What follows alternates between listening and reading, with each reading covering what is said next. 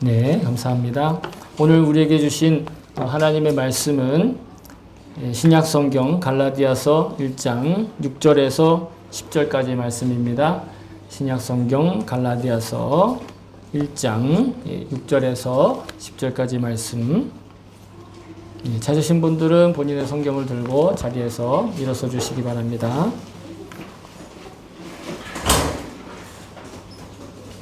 갈라디아서 1장 6절에서 10절까지 말씀. 네, 우리 같이 한 목소리로 세번역 성경으로 맞들어 읽도록 하겠습니다. 시작. 여러분을 그리스도의 은혜 안으로 불러주신 분에게서 여러분이 그렇게도 빨리 떠나 다른 복음으로 넘어가는 데는 나는 놀라지 않을 수 없습니다. 실제로 다른 복음이 있는 것은 아닙니다. 다만 몇몇 사람이 여러분을 교란시켜서 그리스도의 복음을 왜곡시키려고 하는 것뿐입니다. 그러나 우리들이나 또는 하늘에서 온 천사일지라도 우리가 여러분에게 전한 것과 다른 복음을 여러분에게 전한다면 마땅히 저주를 받아야 합니다. 우리가 전에도 말하였지만 이제 다시 말합니다. 여러분이 이미 받은 것과 다른 복음은 여러분에게 전하는 사람이 있다면 그가 누구이든지 저주를 받아야 마땅합니다. 내가 지금 사람들의 마음을 기쁘게 하려고 있습니까? 아니면 하나님의 마음을 기쁘게 해드리려 하고 있습니까? 아니면 사람의 환심을 사려고 하고 있습니까? 내가 아직도 사람의 환심을 사려고 하고 있다면 나는 그리스도의 종이 아닙니다. 아멘. 주의 말씀입니다. 네, 모두 자리에 앉아 주시기 바랍니다. 네, 제가 설교를 위해서 잠깐 기도하겠습니다. 참 좋으신 하나님 아버지 감사합니다. 주의 귀하신 이 말씀을 들고 주님께서 우리에게 감동하실 그 음성을 함께 듣길 원합니다. 우리를 성령으로 하나 되게 하신 주님께서 우리 안에 살아계시니 말하는 자나 듣는 자가 모두가 다 성령으로 말하고 성령으로 듣게 되는 줄로 믿습니다. 오직 우리가 하나님의 말씀으로 하나 되게 하시고 또 그 가운데 나에게 친히 주시는 주의 음성을 듣는 그런 놀라운 시간 그리고 소중한 시간 또 아름다운 시간 될 수 있도록 역사하시고 인도하여 주시옵소서. 감사드리며 예수님의 이름으로 기도합니다. 아멘. 아멘. 할렐루야. 할렐루야. 주의 이름을 찬송합니다. 예, 지난주부터 우리가 갈라디아서를 강해 설교로 나누고 있습니다. 지난주에는 우리가 눈에 보이는 사람들의 가치관이나 이 세계관으로 인해 이 세상이 점점 더 오히려 사악해져 가고 또 더러워져 가는 그런 현실에서 우리 스스로를 지킬 수 있는 길 그리고 날 건져내시기 위해서 하나님께서 복음을 약속하셨다 하는 말씀을 나눴습니다. 그러므로 십자가의 복음만이 오직 우리를 오직 십자가의 복음이 나를 구원하셨다는 그 확신만이 우리의 일상을 진정으로 든든하고 또 평화롭게 살아가는 그런 은혜로 채워주신다 하는 말씀을 나눴죠. 오늘 메시지를 통해서도 복음의 약속이 점점 더 분명해지고 또렷해지고 그래서 종교인의 생활이 아니라 참으로 하나님의 복음을 믿는 하나님의 복음의 능력으로 살아가는 그런 우리들 될 수 있기를 그런 주님의 음성이 실감나게 체감되는 시간 되기를 축복합니다. 자, 갈라디아 있는 사람들에게 바울이 복음을 전했잖아요. 이제 복음을 전했더니 그걸 믿고 성도들이 모여서 교회가 세워집니다. 또 교회가 세워지니 성도들이 또 늘어나기 시작을 했겠죠. 근데 놀랍게도 동시에 또한 그들의 믿음을 그들이 믿는 복음을 왜곡하고 또 변질시키려는 자들도 그 가운데 또 침투하기 시작했다라는 거예요. 요즘에도 우리가 알고 있는 기독교 이단이라든가 또 기독교와 비슷한 사이비 종교 그런 활동들로 인해서 많은 사람들이 피해를 입고 사회적으로도 큰 아픔이 끊이지 않고 있는데요. 여러분 잘 아시는 게 대표적인 게 여호와의 증인이라든가 아니면 뭐 몰몬교, 그죠? 여기 이렇게 명찰 달고 다니는 사람들 있잖아요. 통일교, 또 한국에서는 하나님의 교회, 뭐 신천지, JMS 뭐 등등등 아주 거북한 그런 집단들의 모습들이 이 복음을 많이 왜곡하고 복음을 복음으로 믿지 못하게 사람들을 이제 걸림돌이 되게 만드는 그런 사이비 종교들이 많이 있는데 그 내용을 지금 얘기하자는 것이 아니라 그들의 공통점이 무언가를 짚어드리자면 그들이 주장하는 것의 핵심은 뭐냐? 예수님께서 십자가에 달려서 죽으신 십자가의 이 구원의 복음이 완전하지 않다는 거예요. 예수님의 사역이 부족하다는 거예요. 그래서 그것을 완성하기 위해서 자기가 다시 나타났다는 거죠. 자기 단체의 교주들이 그 종교의 교주가 하는 말 듣고 그 시키는 대로 해야 된다라고 또 주장하면서 또 설득하면서 포교를 하고 있습니다. 여러분 그들의 활동을 여러분 전도라고 말하지 마세요. 전도를 더럽히는 전도의 이름을 더럽히는 행위예요. 그들은 포교하는 거예요. 우리는 포교가 아니라 전도하는 거. 복음을 왜곡하면서 그 갈라디아 지역에 있는 사람들에게 그 그리스도인들에게 다가갔던 그 당시의 사람들, 즉 여기에서 오늘 성경이 말하고 있는 그 다른 복음을 전하는 이들, 그들의 정체는 유대교인들이었어요. 유대인들이면서 유대교를 믿는 사람들. 그들이 말하는 건 하나님께서 구약의 율법을 잘 지키는 자들을 잘 선별했다가 그래서 자격심사를 해서 거기에 통과가 되면 그 사람들 구원하신다 하는 그런 내용의 율법을 지키는 내용의 교리를 이야기를 하고 있었던 거예요. 그 오늘 본문에 나오는 이 다른 복음이란 그렇게 유대인들이 갈라디아에 있는 지역의 성도들이 점점점 예수님과 멀어지게, 즉 율법을 지키느라, 율법의 조문들을 지키고 그것을 고민하느라 예수님과의 관계가 깨어져 버리고 예수님으로부터 멀어지게, 즉 복음이라고 할 수 있는 예수 그리스도와 점점점 멀어지게끔. 그건 뭐예요? 복음과 멀어지는 것이고, 복음과 멀어진다는 얘기는 다시 말하면 영원한 생명인 구원과도 어떻게 돼요? 멀어지는 삶을 살게 된다는 거예요. 그들은 뭐라고 얘기하느냐? 예수를 믿는다고 해서 구원받는 게 아니라 율법을 지키면서 그 몸에 흔적을 남겨야 그래야 구원받는다는 거예요. 자기 몸에다가 율법을 잘 지켰다는 증거가 있어야 된다는 거예요. 그죠? 그래서 이 하나님도 그 증거를 보고서 그 흔적을 보고서 이 사람은 율법을 잘 지켰기 때문에 구원받고 이 사람은 흔적이 없으니까 구원 못 받아. 이렇게 판단하실 거라고 그들이 뭐라고요? 어떻게 했다고요? 주장했다고요. 그래서 그 사람들이 아주 중요하게 여기는 건 뭐냐면 할례를 받았냐 말았냐, 그리고 안식일을 얼마나 잘 지켰느냐, 그리고 구제 활동을 얼마나 열심히 했느냐, 이런 거에 초점을 맞추는 거예요. 그 행동들 가운데는 여전히 우리가 비슷하게 하는 것들도 있어요. 안식일을 지킨다든가 구제 활동을 열심히 한다든가, 그죠? 또 세례를 받고 또 주일 성수 열심히 하고 교회 열심히 봉사하는 것, 나쁜 일이 아니잖아요. 그런데 그것이 그 사람을 구원하느냐 하는 거예요. 율법을 잘 지키는 건 나쁜 일이 아닙니다. 그죠? 율법에 나쁜 일 하라고 돼 있어요? 율법에 사람 물건 훔쳐라 이렇게 돼 있어요? 아니에요. 율법에는요, 거짓말 하지 마라, 사람 물건 탐내지 마라, 훔치지 마라, 그런 이야기들이 막 나와 있잖아요. 율법을 지키는 게 나쁜 게 아니라 그것으로 구원받는다라고 사람들을 어떻게 해요? 설득하고 있었다라는 거예요. 외적인 증거인 할례나 혹은 율법 준수가 구원의 조건이 된다라고 자꾸 주장하는 거예요. 여러분, 그런데 놀랍게도 갈라디아 교인들 중에는 그 말에 혹하는 사람이 있었다는 거예요.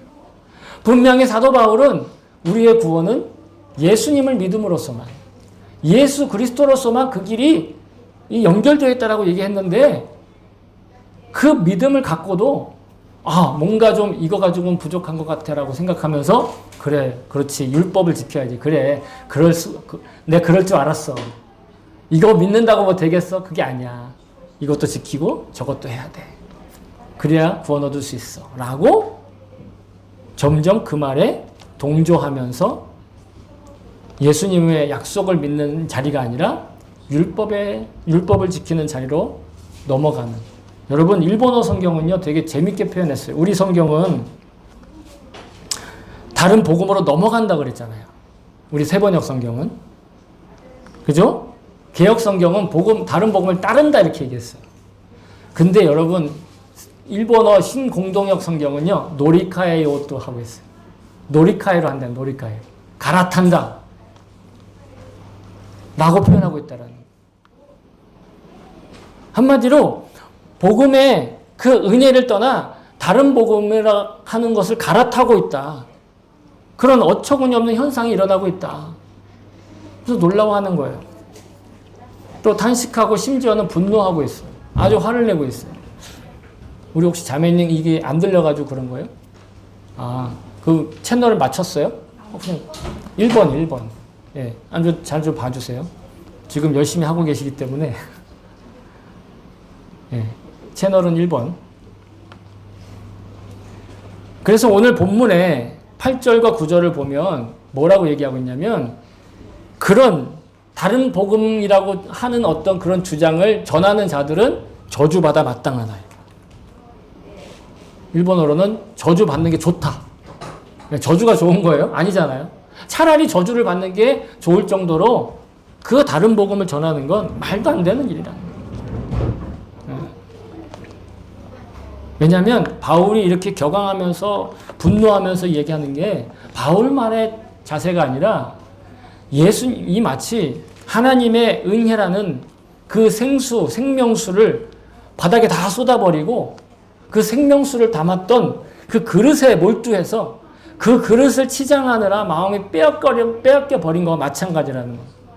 여러분, 목마른 사람에게 어제 정말 덥더라고요. 오늘도 덥지만, 그죠? 장난 아니었어요, 어저께.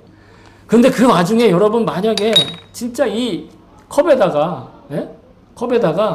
얼음 잔뜩 넣어가지고 시원한 음료를 넣어가지고 그 더위에 지친 사람한테 딱 줬다고 생각을 해보세요. 그런데 컵을 딱 보더니 이 컵 디자인 난 마음에 안 드는데? 그러면서 이걸 다 쏟아버려. 그거와 마찬가지라는 거예요, 지금. 다른 복음을 따른다라는 건, 다른 복음으로 갈아탄다라는 건 마치 그와 마찬가지라는 거예요. 그러니까 열 받아야 안 받아요. 분노하죠. 근데 이 분노는 바울의 분노만이 아니라 예수님도 그렇게 유대인들의 지도자한테 분노하셨다라는 거 보세요. 마태복음 23장 27절에 화 있을진저 외식하는 서기관들과 바리새인들이여 회칠한 무덤 같으니 겉으로는 아름답게 보이나 그 안에는 죽은 사람의 뼈와 모든 더러운 것이 가득하도다. 여기 외식한다라는 게 겉을 꾸민다라는 말이잖아요. 겉만 꾸미는 거예요. 무덤을 하얗게 칠해가지고 아주 멋지게. 그러나 그 속에는 뭐가 있다고요? 뼈와 더러운 것과 온갖 그 냄새나는 것들이. 그런데 여러분, 예수님의 그 십자가의 복음, 이 복음이 모든 율법의 가르침을 완성하셨다고 하는 이 놀라운 약속을 믿고 구원받았던 갈라디아 성도들은 왜 이런 외식하는 이들의 이런 미혹에, 이런 주장에 쉽게 마음이 흔들렸던 것일까요? 오늘 10절을 보면 그 이유를 좀 약간 발견할 수 있어요. 10절에 보시면 우리 세번역 성경이 번역을 잘했는데 아직도 사람의 환심을 사려 하고 있다라는 표현이 나오는데, 자기가 그렇게 했다라는 게 아니라 사도 바울이 이전에 예수님을 믿는 사람들을 박해하던 시절, 그때는 어떤 상황이었다는 거예요? 사람들의 환심을 사려 했다라는 거예요. 다시 말해서 자기가 유대교를 열심히 믿을 때는 사람들의 환심을 사려고, 무슨 짓이든 했다라는 거예요. 사람들의 환심을 한다. 다시 말하면 이단들도 쓰는 방법인데 여러분 사람들에게 일리 있는 이야기와 설득력 있는 방법과 납득되는 그런 행동들을 통해서 복음 대신에 율법을 믿게 교란시키고 그 복음을 왜곡했다라는 거예요. 그러니까 복음을 전하는데 그 복음이 상식적으로는 잘 이해가 되지 않고 납득이 안 되니까 그러니까 설득력 있는 이야기를 한다 치고 복음을 전하는 것이 아니라 율법을 전하더라는 거예요. 오늘날의 이단 종교들도 있잖아요. 자기네 교세를 확장하기 위해서 어떻게 하느냐? 세상적인 방법들을 다 동원해가지고 관심을 끌고 그리고 세상에서 상 받은 것들 자랑해요. 그리고 세상에서 잘 나가는 것들에 대해서 도입해요. 그 모든 것들을 다 꾸려놨다고 하고 그리고 거짓 가르침을 그들에게 전달하고 있는 거예요. 그들의 교사를 확장하기 위해 세속적인 영향력을 강화하는 것. 여러분 이것이 바로 사람들의 환심을 사는 것이고 설득력 있는 이야기를 하는 것이고 그리고 심리적인 방법을 활용하는 거예요. 여러분 사도 바울도 인정하듯이 그리고 우리도 경험상 알지만 복음을 전한다는 게 상식적으로 잘 쉽게 믿어지는 이야기인가요? 우리는 잘 믿고 있지만 우리가 안 믿었을 때 생각해 보자는 거예요. 우리가 안 믿고 있을 때나 지금 안 믿고 있는 사람들의 상황을 보면 복음을 전해서 그 복음을 믿게 하는 게 쉬운 일이냐고요. 그 복음을 믿는 일이 쉬운 일입니까? 아니요. 그렇지 않아요. 사도 바울도 인정하고 있어요. 복음은 오히려 미련스럽게 보인다는 거예요. 아니, 복음을 전하는 일. 복음이 아니라 복음을 전하는 일이 복음을 포함해서 복음을 전하는 일이 미련스럽게 보인다는 거예요. 고린도전서 1장 12절의 말씀이죠. 전에도 말씀드렸지만 하나님의 지혜에 있어서는 이 세상이 자기 지혜로 하나님을 알지 못해요. 그러니까 어떻게 한다? 하나님께서 전도에 미련한 것으로 믿는 자들을 구원하시기를 기뻐하셨다. 즉 하나님의 방법과 하나님의 역사하심이 세상 사람들이 이해되고 납득되기 어려우니까 차라리 복음 전도라고 하는 세상이 볼 때는 참 어리석은 참 미련한, 참 바보 같은, 이해가 되지 않는 그런 방법을 쓰신다라는 거예요. 그래서 자기는 사람들을 설득하거나 납득시키는 그런 지적인 방법을 사용하지 않고 어떻게 했느냐? 오직 성령의 능력에 의지하며 전도했다. 고린도전서 2장 4절에 보시면 내 말과 전도함이 설득력 있는 지혜의 말로 하지 아니하고 다만 성령의 나타나심과 능력으로 하였다.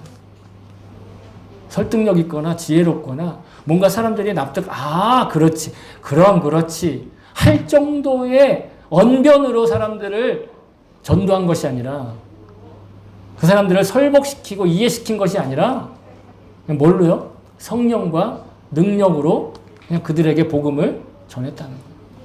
이 얘기는 복음의 메시지를 전하고 누가 역사하시기를 기다린다는 겁니까? 성령님이 결국 어떻게든 역사하실 걸 나는 뭐예요? 기다리는 거예요. 근데 우리가 기다리지 못하면 어떻게 되죠? 전도하고 나서 반응이 없으면 어떻게 돼요? 계속 찌르잖아요, 이게. 믿나 안 믿나, 믿나 안 믿나, 그렇게 계속 찌르다가 결국은 상대와 완전히 녹마주의가 될 때까지. 완전 보로보로 될 때까지 찔러가가지고 얘는 안 되나 봐. 그리고 포기하고. 그러면서 쟤는 구원 못 받으래. 그러고 그냥 완전 차단해버려. 여러분 그건 내 설득력을 믿는 거예요. 내 지식을 믿는 거예요. 내가 저 상대의 정도는 내가 설복시킬 수 있어 라는 교만이 있는 거예요. 바울은 그렇게 하지 않았다는 거죠. 그래놓고 자기의 모든 설득력과 지식과 지혜와 모든 지식 그리고 교리 이런 것들은 다 배설물처럼 여겼다. 빌립보서 3장 8절과 9절 사이에 보시면 또한 모든 것을 해로 여김은 내 주 그리스도 예수를 아는 지식이 가장 고상하기 때문이라 내가 그를 위하여 모든 것을 잃어버리고 배설물로 여김은 그리스도를 얻고 그 안에서 발견되려 함이니. 오직 예수 그리스도 안에 있는 자신을 그리고 성령님께서 내가 전도한 것, 선교한 것에 대한 그 열매와 결과를 이끌어 가실 걸 기다리고 기대하는 마음. 이들에게 오늘 복음을 설득하는 것이 아니라 사실은 이들의 현실에 대해서 다시 한번 복음의 내용을 그냥 전달하고 있는 거예요. 어떻게든 믿게 하려는 것이 아니라. 바울은 이처럼 철저하게 이 세속적인 방식이나 설득력이나 아니면 심리학적인 그런 지식을 의지하였던 것이 아니다라는 겁니다. 오늘날 우리들이 쓰고 있는 방법들이잖아요. 근데 그가 그렇게 했었던 이유는 복음의 약속은 사람으로부터 나온 것이 아니라 사람으로부터 세워진 어떤 지식의 체계가 아니라 그냥 하나님께서 일방적으로 정하시고 그러한 길이고 또한 인간이 만들어내어서 납득되고 이해할 수 있는 범위를 초월한 그런 진리이기 때문에 그런 영적인 활동이기 때문에 사도 바울은 자신의 설득력을 배설물로 여겼다는 거예요. 자신의 설득하는 말을 이해시키려는 말을 정말 먼지와 같이 여겼다라는 거예요. 하나님께서 하시는 일은 여러분 잘 알고 계시지만 그 섭리는 우리의 사고방식을 완전히 초월하죠. 그래서 성경에 보시면 선지자의 입을 통해서 하나님이 하시는 일에 대해 이렇게 이야기하고 있습니다. 이는 내 생각이 너희의 생각과 다르며 내 길은 너희의 길과 다름이니라 여호와의 말씀이니라. 하나님께서 친히 말씀하시는 거예요. 우리의 방법과 하나님의 방법 다를 수 있다는 거예요. 그러나 내가 하나님의 방법을 따르면 그 방법은 하나님의 방법이 될 수 있어요. 하지만 하나님과 상관없이 하나님의 방법과 전혀 관계없이 그저 나의 실력과 나의 노력과 내가 뭔가 한 그 알량한 것들로 자랑하려고 하는 것들 그런 것들과 하나님의 방법은 전혀 다르다라는 거예요. 우리의 경험을 통해서는 이렇게 하면 이렇게 되고 이렇게 되면 저렇게 될 거야. 대부분 맞지만 결정적인 순간에 거대한 장벽 안에 부딪히게 되는 거죠. 그러므로 여러분 복음에 대한 우리의 자세는요. 내가 복음을 교리를 아니면 기독교에 대한 지식이 얼마나 많고 잘 이해하는가 어떻게 납득하고 얼마나 그 사람들을 잘 설복시키는가에 그 관심의 초점이 있지 않습니다. 어떻게 하면 하나님을 믿지 않는 자들에게 좀 그들이 하나님을 믿는 우리들보다 좀 못 살고 본때를 보여주고 또 어떻게 좀 갚아줄까 이런 걸로 고민하는 게 아니에요. 하나님을 믿는 내가 얼마나 그들보다 잘난 사람인가 얼마나 성공적인 인생을 살고 있는가 그거 자랑하는 거 여러분 그것이 우리 믿음의 또 혹은 일상생활의 목적이 아니라는 걸 여러분 기억하셔야 됩니다. 그렇지 않으면 우리는 반드시 실패하게 되어 있어요. 그렇지 않으면 우리는 반드시 허무한 데 빠지게 되어 있어요. 그렇지 않으면 우리는 반드시 뭐예요? 소위 말해 지옥에 가게 된다는 거예요. 유치하게 표현드려서 그렇지만 그게 지옥 가는 지름길이에요. 얼마나 자랑하고 얼마나 사람들한테 내보이고 얼마나 사람들한테 뭔가 뻔때를 보여주고 그거 부러워하고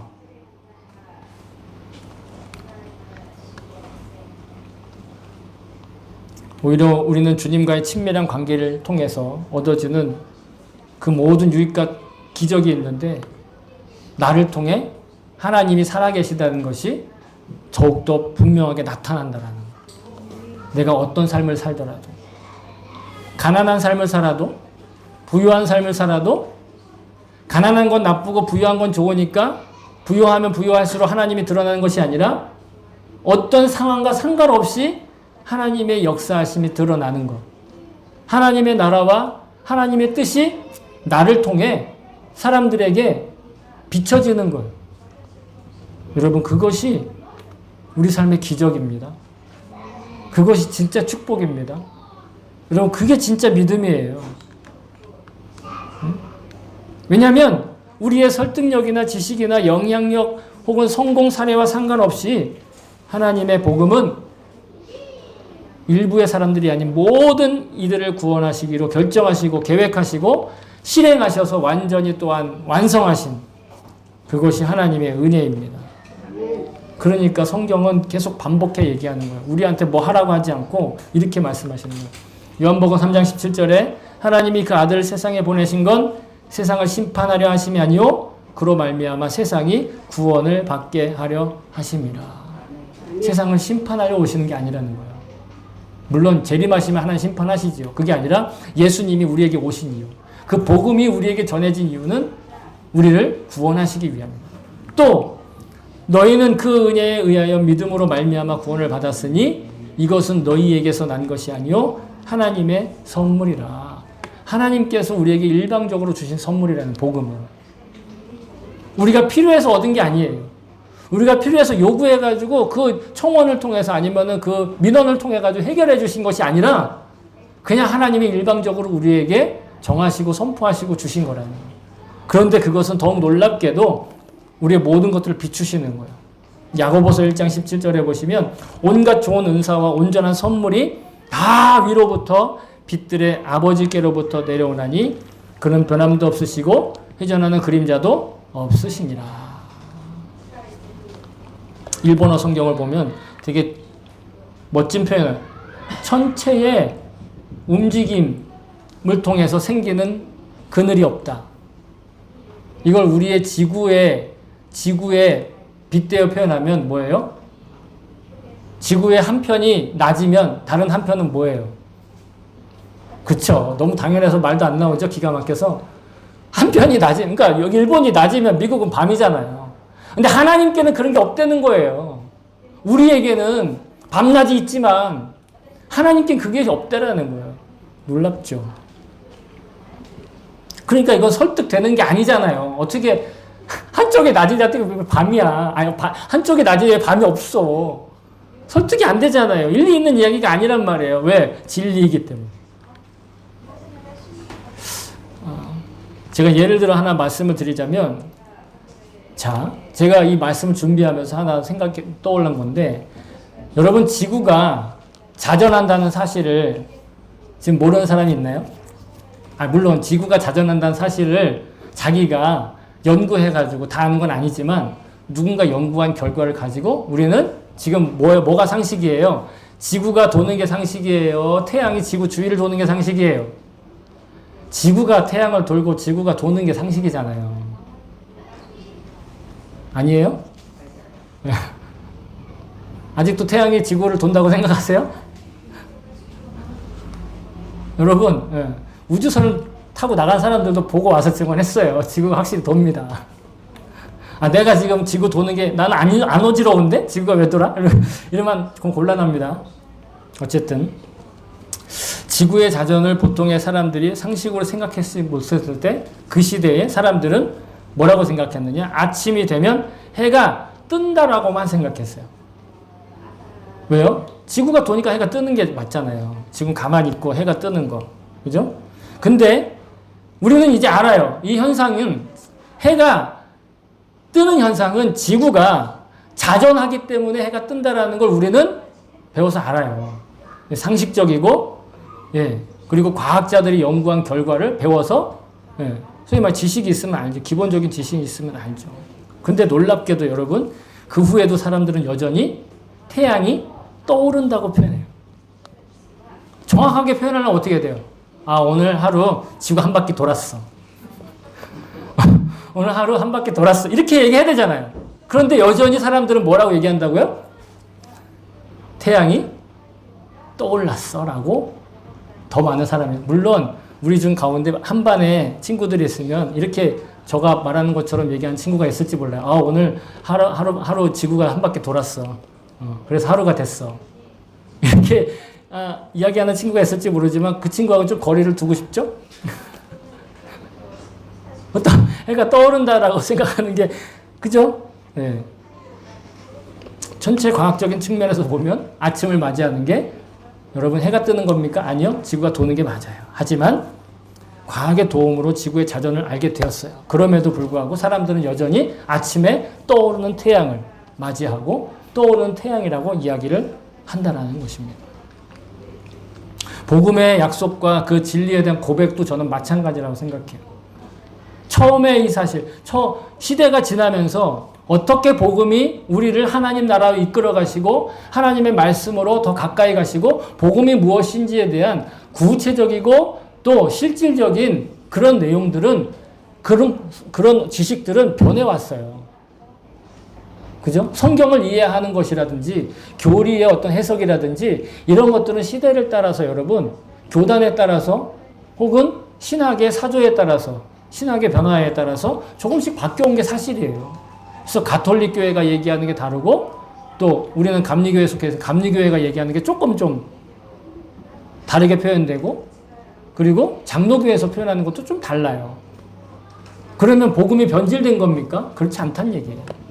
여전히 예수 그리스도의 십자가에서 흘린 보혈이 우리의 모든 죄를 씻으시고 우리 모든 사람을 구원하시고 우리에게 하나님 나라와 하나님의 뜻에 직접 연결되어 있는 유일한 길이 되어주신다는 건 절대 변하지 않는다는 거예요. 마치 과학이 지구의 자전을 발견하고 지구의 공전을 발견해내도 그리고 태양이라는 건 덩어리가 아니라 가스라는 걸 발견해내도 여전히 우리는 뭐예요? 그냥 아침이 되면 해가 떠오른다라고 얘기하고 그렇게 인식하고 살아도 전혀 문제가 없다라는 거예요.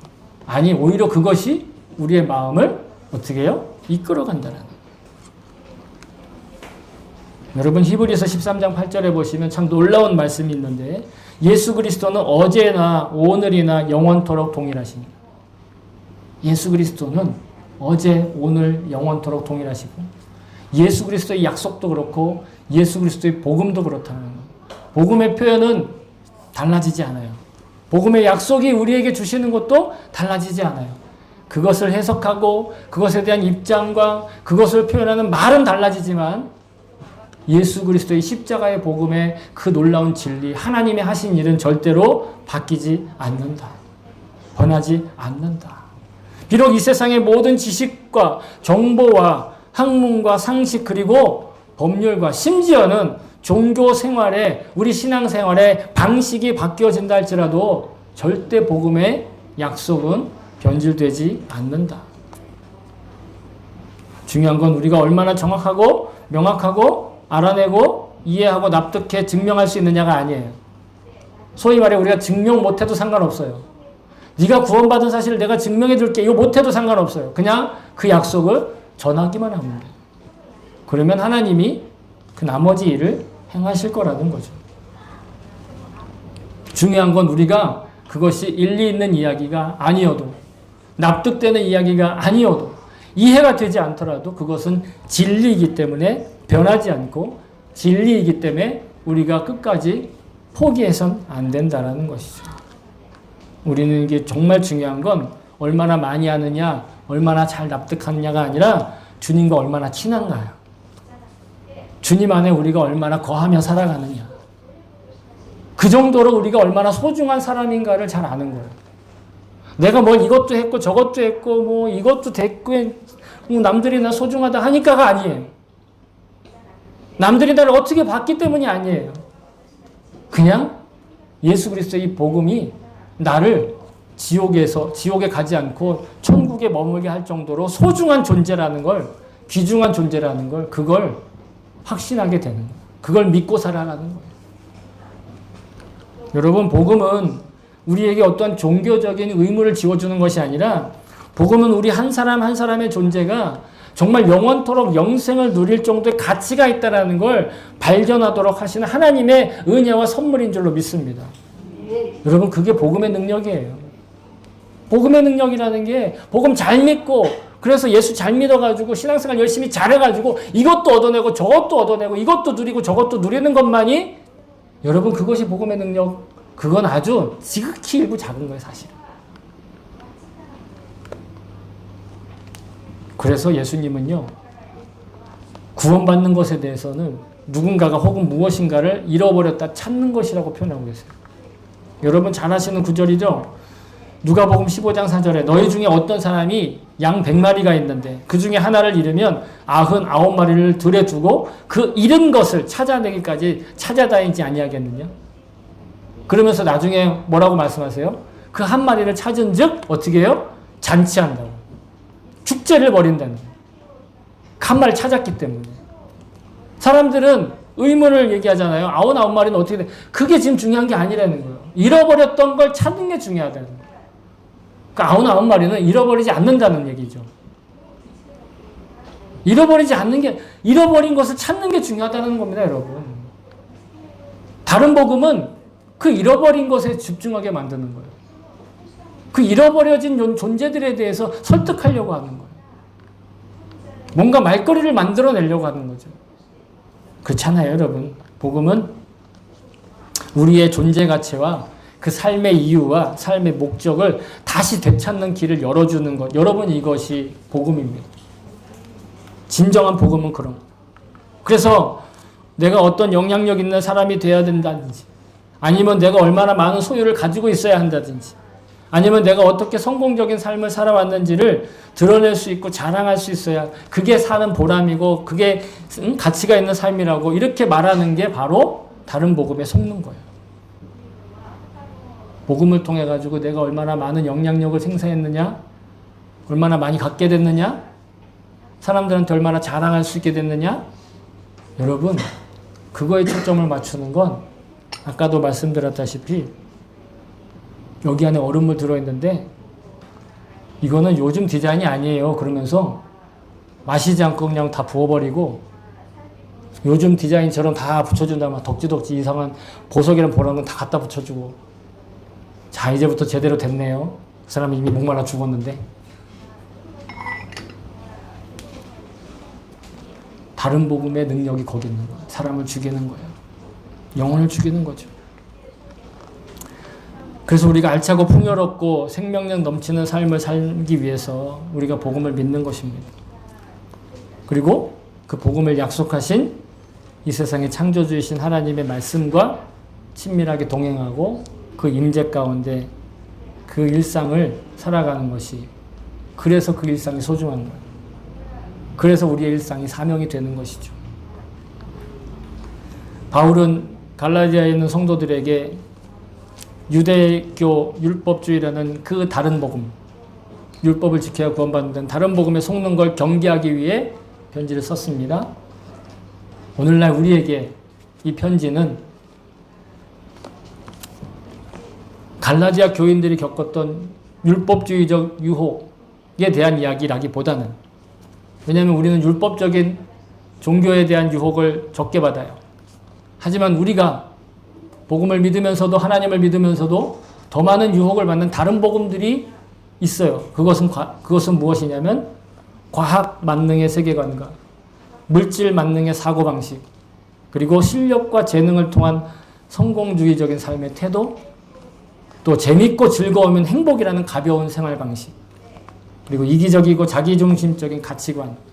여러분, 그야말로 복음처럼 여겨지는 그런 어떻게 보면 사악한 생각들, 세계관이 지배하고 있는 시대를 살고 있다고 해도 과언이 아니라는 거. 우리가 남들보다 나아지려고 비교해가지고 뭔가 더 가지려고 자랑할 게 생기지 않으면 마치 자기가 가치가 없는 것처럼, 자기 스스로만 그렇게 생각할 게 아니라 주변에서도 막 다 그렇게 얘기하잖아요. 지금은 안 그럴지 모르겠는데 제가 한국에서 학교를 다니면서 교육을 전공했는데 그때 우리 학생들끼리 유행하던 우스갯소리가 있어요.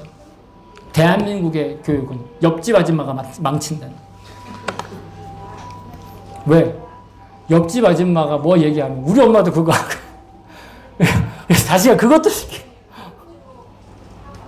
우스갯소리이긴 하지만 다른 복음은 바로 그러한 유혹이 있는 거라는 거예요. 여러분, 세상이 아무리 변화되고 과학과 인류의 지식이 발전하더라도 결코 진리는 변하지 않습니다. 그 어떤 설득력이 있고 일리가 있으며 또한 상식적이고 누구나 다 납득할 수 있는 지식이라 할지라도 여러분, 우리를 영생하도록 구원하는 복음을 왜곡하고 변질하게 하는 것은 결국 우리의 영혼을 허무함에 빠뜨리고 병들게 하는 것. 오직 복음의 약속과 그 고백이 이 변화무쌍하며 헛되고 잔혹한 우리의 현실에서 나를 지켜줄 수 있는 걸 저는 믿습니다. 여러분도 믿으시기를 바랍니다. 예수 그리스도의 십자가 복음 외에 여러분 우리를 지킬 수 있는 다른 어떤 강력하고 영원한 지식도 없고 권능도 없습니다. 복음 외에 다른 것. 요즘에 맛질이들 많이 하는데 맛질이에서 그게 뚱땅거리면서 그렇게 막 이렇게 우상들이 막 이렇게 춤추는 거 보고 그거 해도 우리의 삶은 여러분 똑같아요. 물론 복음을 믿어도 겉으로 볼 땐 똑같아요. 그러나 뭐가 바뀌었어요? 존재의 가치가 바뀌었어요. 우상 숭배는 더 열심히 정성을 들이고 더 열심히 뭔가를 해야만 더 가치 있는 존재가 된다라고 말하지만 복음은 이미 예수님의 십자가 때문에 우리가 영생할 천국에 들어갈 정도의 가치가 회복됐다라는 걸 이미 전제로 하고 우리에게 약속하신다는 거예요. 그리고 나서 신앙생활, 일상생활, 우리의 성공도 있을 수 있는 것이고 우리의 부유함도 있을 수 있는 것이고 우리의 무병장수도 그 위에 있는 걸로 저는 믿습니다. 사랑하는 성도 여러분, 바울은 성도들에게 복음의 은혜 안에 머물 것을 강력하고 또한 간절하게 권면하고 있습니다. 복음의 은혜만이 우리에게 가장 확실하게 온전한 길을 가르쳐 주셔서 올바른 선택을 할 수 있는 지혜가 떠오를 수 있게 하시기 때문입니다. 또한 복음의 은혜에 머물고 있을 때 비로소 우리는 성공다운 성공을 이룰 수 있습니다.